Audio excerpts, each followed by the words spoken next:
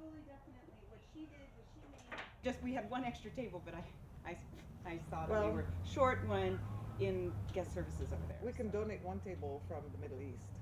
I think, I have a table there that I can give up.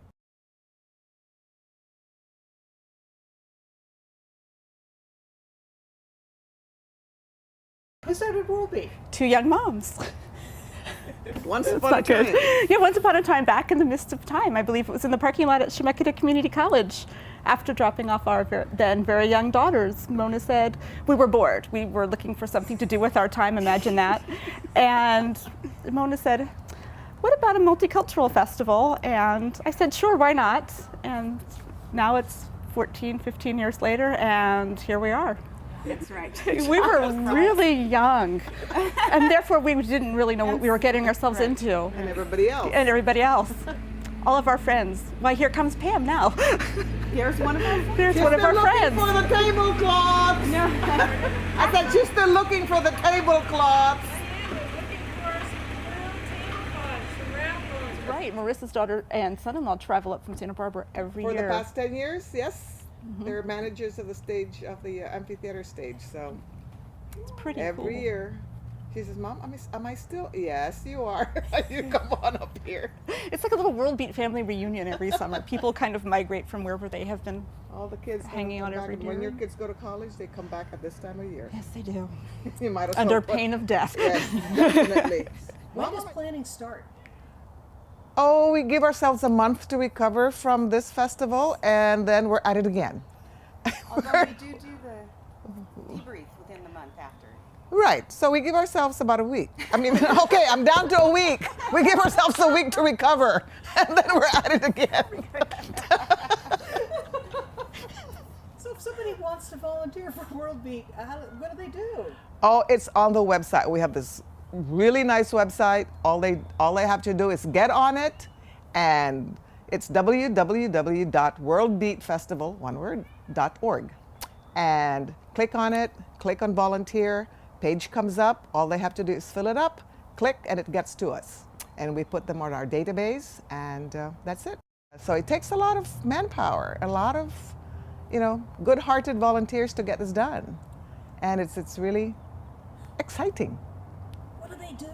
What do they do? Just about everything from driving their gators around and putting up the tents and putting up our welcome signs and putting up the flags and getting the tables around and putting tablecloths on the tables and picking up. Be sure that we don't, pick up. We have to pick up after ourselves. It's really important. That's why this area is so spotless and just a beautiful setting. And that's really important to us. It was really important especially when we first started out. People thought it was, the World Beat Festival. What is it? Beatniks? Is it sugar beets? We got a lot of kind of strange questions like that, and having to explain, no, it's an international cultural festival. We all have a cultural heritage and when we share that heritage with other people, that helps break down some of the barriers. One of the things that we talked about early on and still discuss is the fact that fear is one of the things that keeps us from understanding each other. And great ways to break down those barriers are through things that we all share. Every culture has food traditions, every culture has music traditions and dance traditions, storytelling traditions, and by inviting people, it's kind of like inviting people into hundreds of little living rooms or dining rooms throughout the weekend, and you come in and you can talk to Marissa about what's going, about Filipino culture, and you can find out about the culture of Bali or Turkey or Poland or Ireland, or just go to the different booths, and it's a fabulous experience. And it was really neat, especially in the early years, to see. I was in a long food line, and there was a middle-aged white guy trying out his high school Spanish with somebody, and I thought that was the coolest thing ever, because that's a brave thing to do, to try to use another language, especially one that you haven't used in maybe 30 years, and to kind of reach out to somebody, and it was just neat. And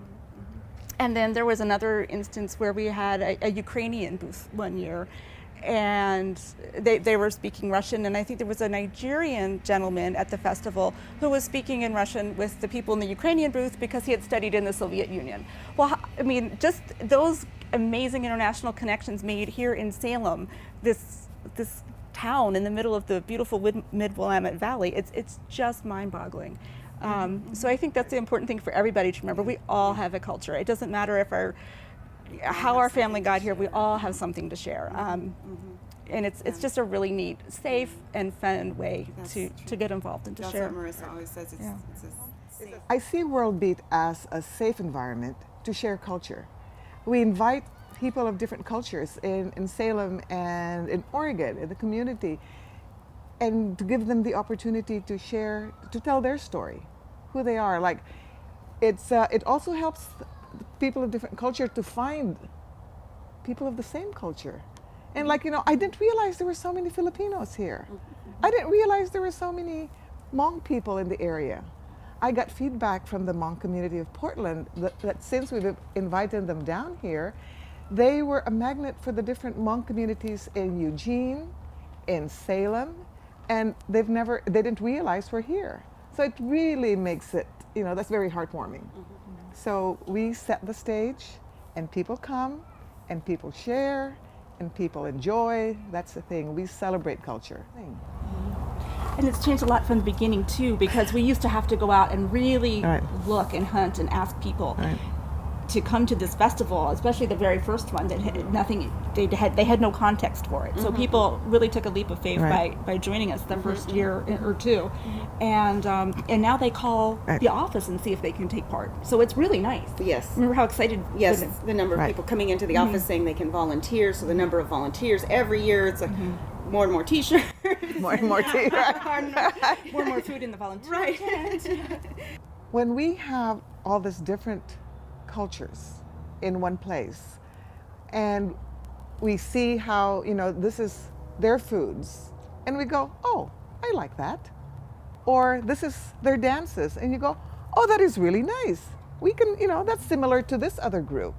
Or, so then we think, we're not that different. We all like food, we all like the music, we all like the dance, and when we find common ground, we go, hey, we're just, plain old folks that come from different parts of the world, and we're all here, and we decided we have more than 50, or I think at last count there was like 70 nations represented in World Beat.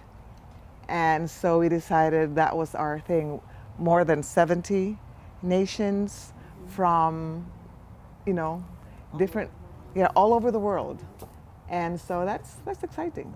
In one of the early years of the festival, an interracial couple approached us and mentioned that they had lived in Salem for a fairly short period of time and were uncomfortable and weren't sure if it was the right town for them to live in. But they said after they went to World Beat and they saw how many different cultures were here and how open and warm and inviting everybody was, they decided that they would stay in Salem. And if that one family changed its mind and its opinion about Salem, and if they stayed to share their cultures and to learn about everybody else's cultures, then that one example for me just made all of the work, all the time, all of the head spinning incidents in the rain setting up, it just made everything worth it. Time away from family, time away from work. It just, wow, it changes a heart every year. That's all we can really hope for. I hear a lot of just real positive feedback from parents and grandparents that bring their children here either for the first time or every year. And one in particular stands out, a grandmother, doesn't look like a grandmother at all, but from Salem Chambers. She said, yes, I brought my grandchild and we were there in the Native American area, and the gentleman there was storytelling, and he gave her a dream catcher, and this is her most treasured item now, and so just hearing those stories of connection between the parents, the grandparents, the children, and then the cultural representatives that are staffing the booths, performing, doing the crowd. It just it lets you know that yes, there is an impact there. There is that initial wish that we had for a more culturally rich and welcoming environment where children would experience many cultures here in our community. It's happening, and so that it means a lot to me, and hopefully continue, mean that to the parents. Yeah. I had a young gentleman come into the Philippine cultural tent and say, my grandfather was Filipino. I really never knew him. It's just stories from my father, but he really hadn't been to the Philippines. So I was very kind of interested in the Philippine culture. And he was just looking at all the photographs, looking at and listening to all the stories. We had some senior citizens from the Filipino community, and they just loved to talk. So they were telling him about how they grew up in the Philippines, what his grandfather must have been like. So it was just really heartwarming to see him, absorb all the stories of his his ancestors, I guess. It was just really nice. So, and it happens in the different booths. Like even so we had a German booth at one time. It's like, oh, my grandfather was from Germany, and so you hear that all over the place. You really do. Oh, my grandfather was from Vietnam. Don't really know much about him. They didn't really want to talk about it at home. Why not? But here I am.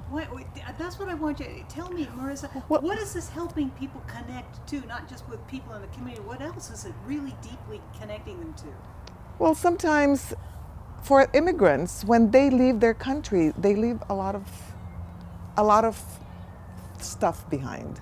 Good, bad, indifferent. I don't know what it is, but they come and sometimes they want to blend in so much they don't want to talk about the old country. They don't want to talk about the past. So sometimes they don't tell the stories. They don't. I don't know. They don't share with the younger. I don't know what. Sometimes when they were ashamed. I know my Right. grandmother's family was from Poland, and she and her sister would sit around the table speaking Polish, but they wouldn't ever share the language with their children or their grandchildren. So I think sometimes, especially at that particular time in history, Right. they just were anxious to assimilate and to become American. And I think now people are more willing to bring customs with them when they come over, which is great because you need that continuity. And it just is what makes this country so great is that there is the opportunity for everybody to share, and you can mix in without Right. exactly having to blend in. Right. And that's the beauty of it. It's the salad bowl mentality. Yes. It's not the melting pot mentality anymore. You don't have to blend in with everybody. The mixing bowl, salad bowl is like you're all different colors, different flavors, different everything, and it makes one great salad. We like food analogies. So it works. Food works for us anytime. Food vendors will be here. Is it time to eat yet? One in line for the judge. For food, bro. Turkish food. No Turkish. No, this here. Yes, I have to. They bring more.